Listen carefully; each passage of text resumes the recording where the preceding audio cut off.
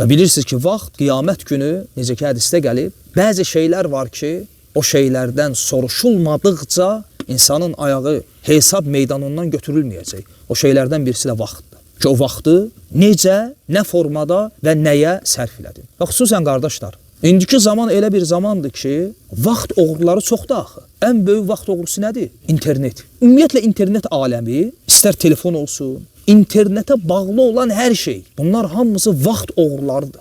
Həm də vaxt elə bir neymətdir ki, necə ki bir hədisdə gəlir, yəni bəzi şeylər var ki, insan o şeylər gəlməmişdən qabaq onun qədrini bilməlidir. Məsələn, ölüm gəlməmişdən qabaq həyatın qədrini bilməlisən. Qocalıq gəlməmişdən qabaq cavanlığın qədrini bilməlisən və məşğuliyyət gəlməmişdən qabaq boş vaxtın qədrini bilməlisən. Xəstəlik gəlməmişdən qabaq sağlamlığın qədrini bilməlisən. O şeylərdən birisidir. Məşğuliyyət gəlməmişdən qabaq insanın boş vaxtının qədrini bilməsi. Nəinki boş vaxt, ümumiyyətlə vaxtını düzgün dəyərləndirməsi.